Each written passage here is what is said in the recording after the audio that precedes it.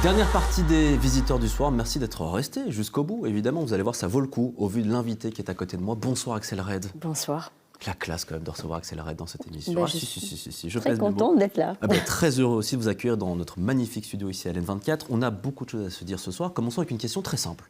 Comment ça va ? Très très bien. C'est vrai ? Ouais, Parce que je vous ai reçu l'année dernière et ça n'allait pas non plus... C'est vrai que on avait fait beaucoup d'efforts, en tout cas, de la part du gouvernement pour que ça n'aille pas trop bien pour les artistes, parce que, en tout cas, pendant la crise, on a un peu... Oui, le monde de la culture, on a bien discriminé le monde de la culture. Et je pense qu'aujourd'hui, si le monde de la culture va mieux, en fait, c'est surtout grâce au monde de la culture même. Donc, il faut être très, très, très entreprenant, en fait, dans ce secteur. Et heureusement, je le suis, donc voilà. On sait, Axel Red, que vous êtes une artiste au grand cœur. On vous avait reçu, je l'avais dit, vraiment à la fin du Covid, début Ukraine. Là, évidemment, ça continue la guerre en Ukraine. Il y a évidemment ce qui se passe aussi au Proche-Orient. Comment est-ce que vous vivez cette période quand on sait à quel point... J'espère que j'ai le droit de le dire, à quel point vous êtes sensible aussi, et à quel point ça fait partie de votre personnage aussi, et de vous, tout simplement. Comment dire ? Je continue à m'engager. Donc, il y a des petites choses que je fais concrètement. Je suis toujours ambassadrice de l'handicap international. Après, peut-être on va parler plus en détail.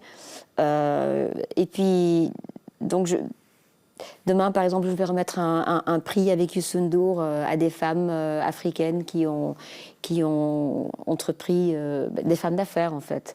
Et donc, où je vais faire un petit discours. Je vais à Molenbeek à la fin de la semaine pour une association qui soutient des jeunes qui ont des difficultés scolaires. Où j'ai déjà été dans le passé. Donc, je fais des petites choses. Demain, c'est international. Vendredi, c'est belge. Donc voilà, je fais des choses à petite, à grande échelle. Et puis, je fais des chansons, donc à travers mes chansons aussi. Et à vrai dire, ce que je fais aussi, c'est que j'essaie d'échapper. Par exemple, je ne suis pas tout le temps des nouvelles parce que c'est trop dur. Oui, c'est trop dur. Et puis j'essaye de faire des chansons joyeuses.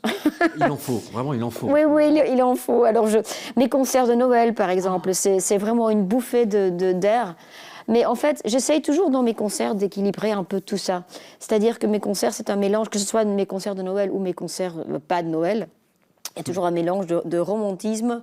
À un moment donné, il y a quand même un moment où les gens me disent « Tiens, tu nous as fait réfléchir », mais pas d'une façon où je donne la leçon. C'est plutôt un côté soyons ensemble et posons-nous et réfléchissons à des choses. Si je vous comprends bien, finalement, en fait, votre engagement aussi, c'est une manière de sortir aussi du côté très anxiogène de la situation aujourd'hui. C'est votre manière à vous de penser à autre chose en faisant des choses bien, on peut le dire comme ça. On est dans l'action... Si on est dans l'action, je veux dire, ça soigne quand même les mots. Et puis, et si je dis que c'est à travers mes chansons, c'est aussi me soigner parce que c'est une sorte de thérapie. C'est vrai que c'est une sorte de thérapie. Ouais. Et en parlant de thérapie, il y a une chanson évidemment qui a marqué l'histoire avec Axel Red. Il y en a beaucoup, mais il y en a une vraiment qui a marqué, c'est Manhattan Kaboul, que vous avez justement chanté dans une période très très dure de l'histoire. C'est juste après le 11 septembre. C'est en duo avec Renaud. Alors pour se faire plaisir, on va quand même écouter un petit extrait, on en parle juste après. Vous allez voir où je veux en venir.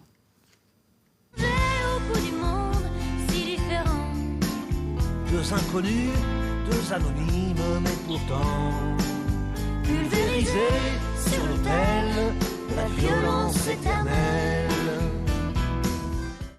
Alors non, c'est pas vous dans le clip, pas du tout. Non. En fait, à l'époque, je trouvais ça plus fort si on ne mettait pas dans le clip. C'est ça. Donc, voilà. Mais pour revenir là-dessus, si aujourd'hui vous deviez faire le Manhattan Kaboul de la situation du jour, on pourrait parler de l'après-Covid, de l'après-Ukraine, de l'après-Israël, du climat aussi, est-ce que vous savez de quoi vous parleriez? Je viens d'enregistrer une chanson et justement, peut-être j'ai envie de la chanter avec quelqu'un d'autre, mais j'ai pas encore... Pas encore tout à fait choisi qui? Non, mais j'ai écrit une chanson sur la situation des femmes en Afghanistan.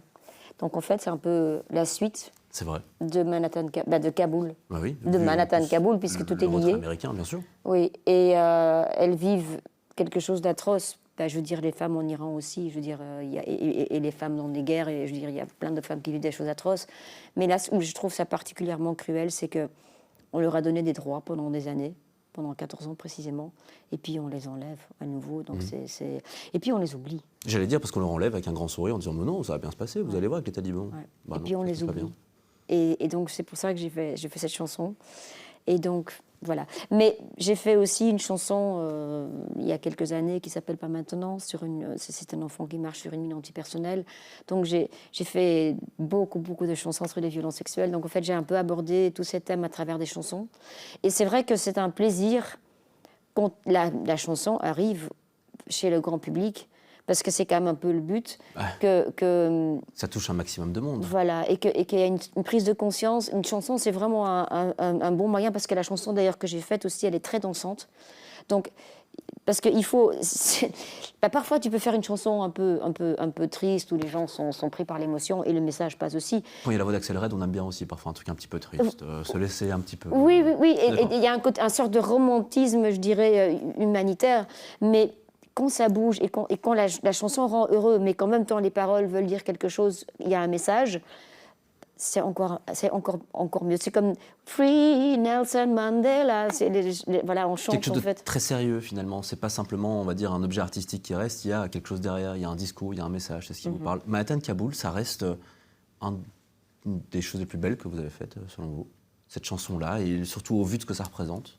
Je suis très contente en fait de l'impact de cette chanson. D'abord, le voyage était beau parce que c'était avec Renaud. C'est quelqu'un avec qui je m'entends incroyablement bien. Et je pense qu'on est vraiment des âmes sœurs ou âmes frères, parce qu'on a cette même sensibilité pour des causes humanitaires. Et d'ailleurs, on a la façon dont c'est abordé, en fait, se mettre dans la peau de la victime. Moi, je fais ça spontanément de la même façon dans Pas maintenant. Et en fait, on s'est rendu compte qu'on a écrit cette chanson au même moment, presque. Et il y a des mises d'images qui sont similaires. Par exemple, moi, je parle du fait que quand on se rend compte qu'on va peut-être partir, mourir, nos sens sont plus développés, donc le ciel il devient plus bleu à nos yeux. Et c'est la même image dans Manhattan Kaboul.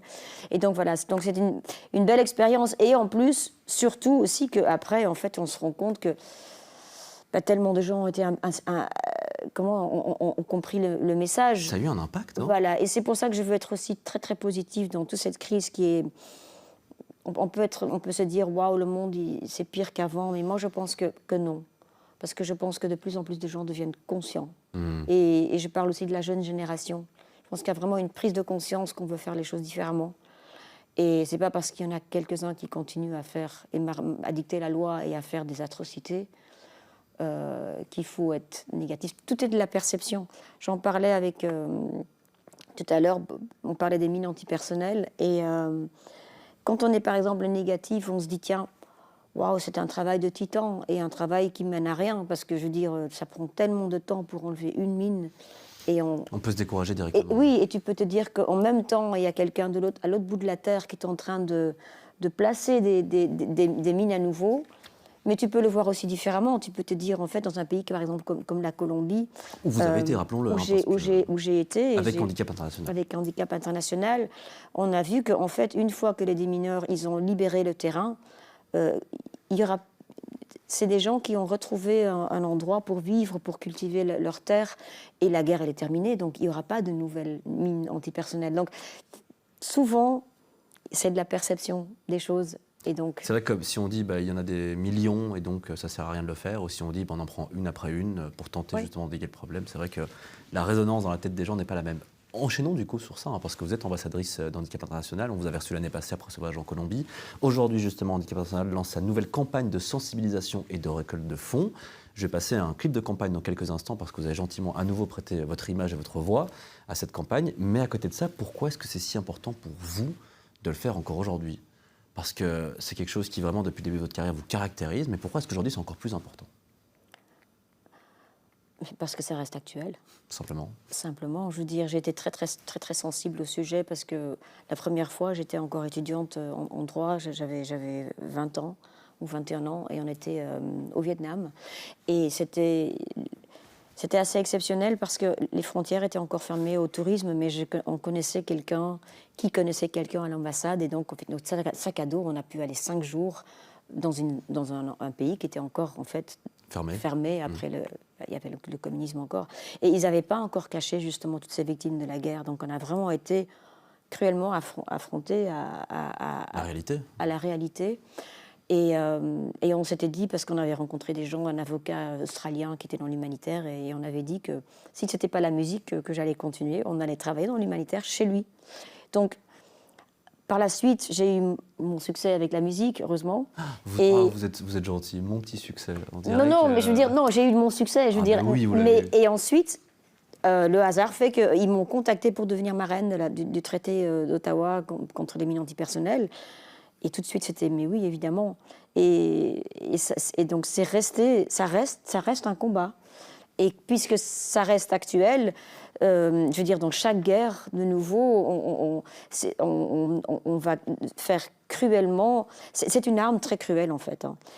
Et en plus, les premières touchées sont les femmes et les enfants. Par exemple, ils vont carrément mettre ces mines dans des maisons, dans des peluches.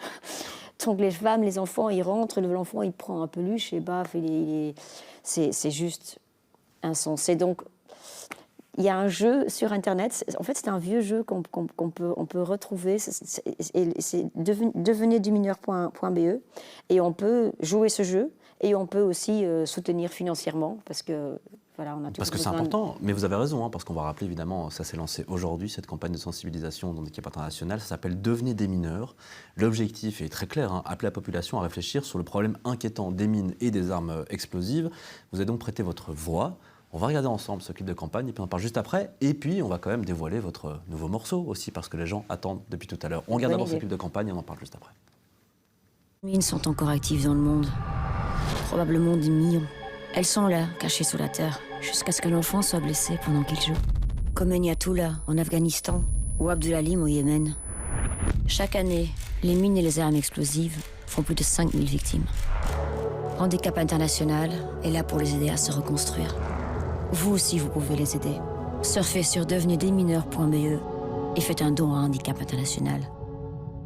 Ça vous frustre parfois de devoir refaire les mêmes clips chaque année presque, parce que vous attendez évidemment du public qu'ils réagissent, qu'ils participent aussi. Alors évidemment, les gens sont souvent au rendez-vous pour aider Handicap International, mais vous ne rêvez pas d'un monde où ça ne servira plus à rien de faire ce clip de campagne parce que justement les choses bougent réellement, Accelerate, ou est-ce que là je suis le monde bouge. complètement naïf? Le monde bouge, franchement. On se fixe et c'est normal parce que c'est horriblement triste ce qui se passe actuellement, les guerres dans le Gaza, l'Ukraine qui continue, et puis, on a le choix, et puis d'autres, je veux dire. Donc, c'est affolant. Mais là où je pense que le monde va mieux, c'est que, je le répète encore une fois, et peut-être cette fois-ci, une fois grâce à Internet, je pense que les gens deviennent de plus en plus conscients de ce que nous pouvons faire. Oui, notamment grâce aussi à ce genre de personnalité qui prête sa voix, son image, c'est important. Moi-même, à un moment donné aussi, je minimalisais en fait ce que j'avais fait pour les droits des femmes et tout ça. Et puis à un moment donné, je me suis dit, mais arrête de faire ça. Je veux dire, c'est beaucoup ce que j'ai fait. Oui. Et en fait, si tout le monde fait son un petit dixième de ce que vous avez fait. Oui, son petit truc, le monde évolue. Voilà. Et...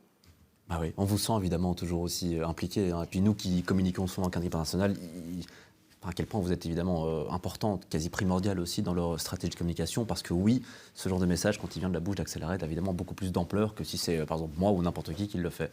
Parlons quand même un petit peu de vous encore, parce que je suis un petit peu, comment dire, impoli, 30 ans de carrière, c'est un anniversaire quand même un petit peu, ça fait quoi Accelerate En fait, c'est 30 ans parce qu'on a pris le début du premier album et avec la chanson Sensualité qui était le premier grand succès en fait en France.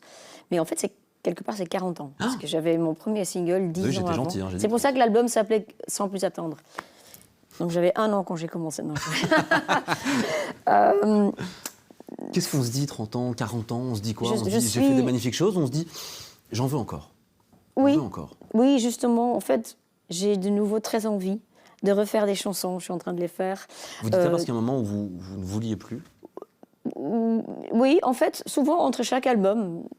C'est pour ça qu'on a besoin de reculer pour mieux avancer. Mais en fait, d'habitude, quand même, j'avais 2 ans entre chaque album. Mais là, pour la première fois, ça fait 4 ans qu'il n'y a pas de nouvel album. Mais là, ça va. Là, ça y est, je suis repartie. Mais je pense que ça a été aussi avec le Covid et tout. Et puis, à un moment donné, on se dit, en fait, il y a des choses que je ne veux plus. En fait, quand on débute et on n'a pas encore connu le succès, on est prêt à payer n'importe quel prix. Moi, le seul prix que je ne voulais pas payer, c'est de blesser les autres ou de d'écraser les autres. Mais je veux dire, on est prête même à souffrir Et là, je me dis...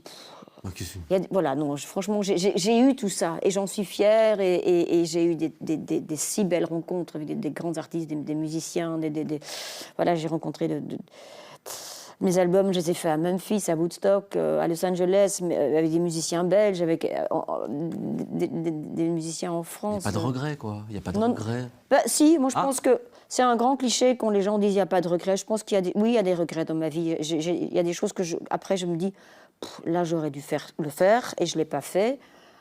Mais je veux dire, tu ne peux pas... Professionnel. Oui, professionnel, ou même dans la vie privée, où je me dis, waouh, en fait... Mais je ne peux pas regretter, parce qu'en fait, à un moment donné, on décide de quelque chose avec ce qu'on a comme argument dans notre tête, et la situation est comme ça. Donc, ça ne sert à rien de regretter. C'est ça que je veux dire. Il faut regarder vers le devant et se fixer sur ce qu'il y a eu de positif, et il y a plein de choses positives. Mais c'est pas vrai on est sans regret. Mais moi, je me dis toujours que, c'est la phrase que j'utilise dans ma chanson, mes défaites sont mes victoires. Donc, je pense qu'il faut embrasser ces erreurs et ne pas les voir comme des erreurs. Parce qu'ils ont fait que tu te remets en question, tu t'améliores. Il faut juste, chaque fois, redevenir positif. C'est la manière dont on se lève, en fait. Moi, je suis un peu comme vous, hein. Je marche aussi par l'erreur. Souvent, une erreur va me faire réfléchir 2 fois plus que si j'avais bien fait quelque chose. Donc, Mais par contre, vous avez vu, ça fait un petit temps que je suis impatient de dévoiler quand même votre nouveau titre.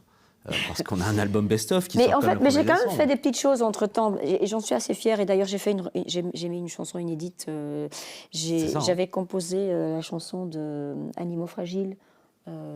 Icare avait fait les paroles et il avait interprété avec Zaz. Icare qu'on a reçu la semaine dernière à votre place. Oh, ouais. Et c'est la première fois, en fait, que j'ai composé pour quelqu'un d'autre, et que la chanson, en plus, elle a eu un beau succès. Donc c'est... Voilà, donc c'est pas que je n'ai rien fait entre-temps. Non, mais on va y revenir parce que je voudrais qu'on écoute justement l'extrait pour un petit peu comprendre comment est-ce que cette chanson est arrivée et ce qu'elle représente aussi fondamentalement pour vous.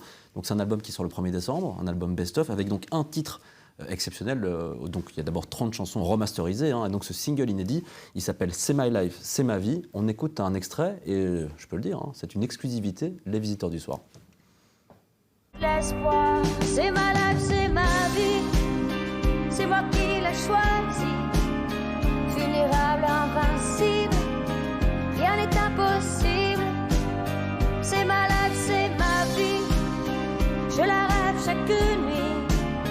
Vulnérable, invincible, rien n'est impossible. Devenir immortel et y échapper belle, pour avoir 1000 vies, une avec toi me suffit. C'est pas grave, je me dis, quand les choses me déçoivent.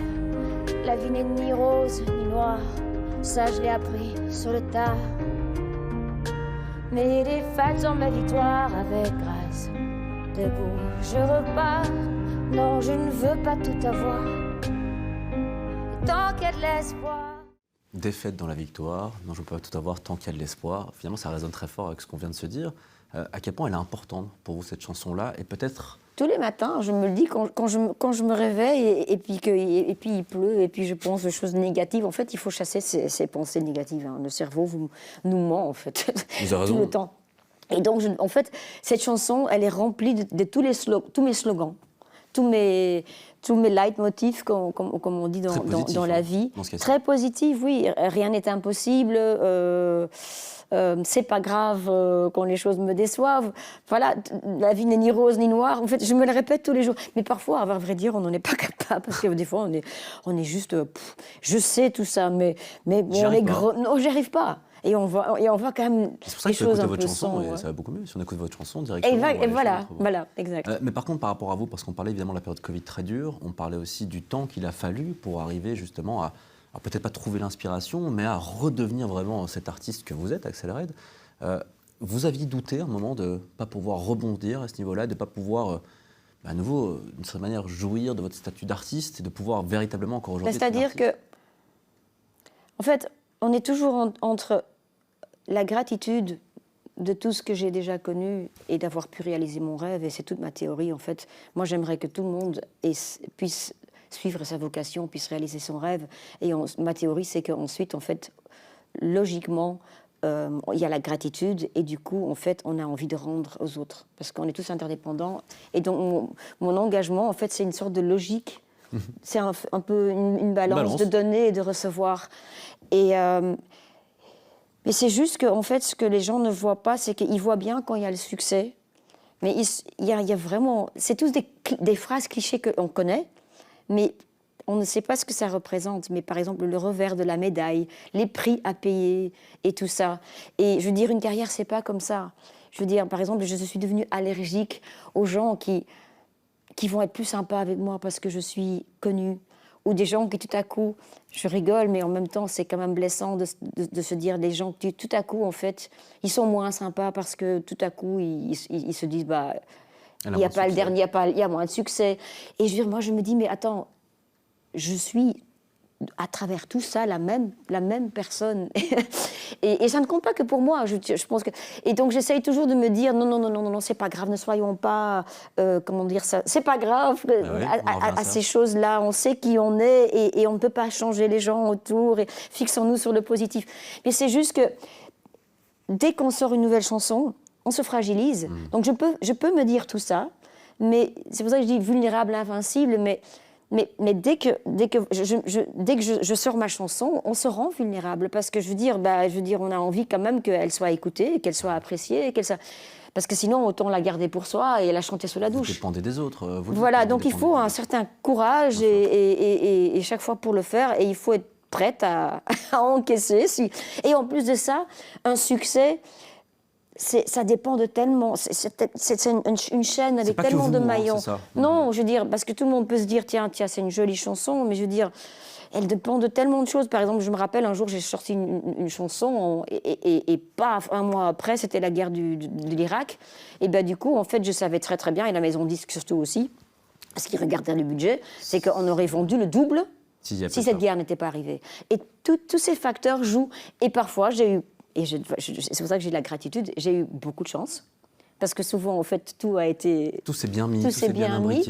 Et puis d'autres moments, il n'y a pas tout. Et il faut se dire, c'est pas grave. C'est pas grave. Et comme je suis aujourd'hui de nouveau prête à payer ce prix qu'éventuellement, je ne sais pas ce qui va se passer. Les critiques. Parce que j'ai trop de plaisir à faire ces chansons. À avoir cet échange avec les musiciens. J'ai une équipe incroyable. Je travaille avec Daniel Romeo, c'est mon bassiste d'il y a très longtemps. Même, entre-temps, on retravaille ensemble. C'est lui qui est le chef de musical à The Voice en Belgique. Il y a cet échange avec le public.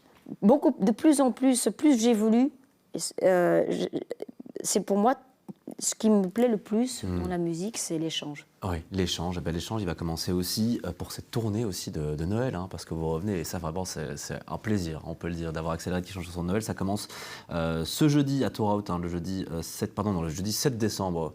À Torhout. Il y a aussi évidemment à partir du 17, il y a le 19 à Hasselt, il y a le 20 à Louvain, il y a le 23, j'arrive pas à relire mes notes, j'en suis désolé, j'espère qu'on me dira. Le 18 on est à Paris pour celui qui veut prendre le train. Et le 18 c'est à Paris. Le 28 on est aux Beaux-Arts. Aux Beaux-Arts, ça c'est la dernière date pour finir en beauté. Et puis donc il y a ce magnifique album aussi qui sort donc le 1er décembre avec 30 morceaux remasterisés et donc cette exclusivité. Le show de Noël est un nouveau show, donc je veux dire parce qu'on l'a fait l'année passée. Et c'est trop la fête, franchement. Les gens, je sais que les gens ont beaucoup aimé. C'est pour ça qu'on, grâce aux gens, on peut le refaire en fait, parce que les salles ont tout de suite rebooké. Eh ben nous on sera là, l'équipe des Visiteurs du Soir, parce qu'on adore Noël. Merci beaucoup, Accéléré, toujours un plaisir de vous recevoir et de vous recevoir aussi Lumineuse. Et aussi, merci à vous, merci à vous. Vraiment. Merci à vous de nous avoir suivis. L'information continue sur les 24. Merci à Marie-Jean Riès, à Richard Demulf et Alexandre Gérard pour la préparation de cette émission. Merci à vous de nous suivre sur les 24, évidemment tous les soirs. Nous sommes aussi sur Instagram, n'hésitez pas, les Visiteurs du Soir officiels. Rendez-vous demain pour un nouvel épisode des Visiteurs du Soir avec encore à nouveau une invitée exceptionnelle qui sera à mes côtés. Bonne soirée à vous et prenez soin de vous.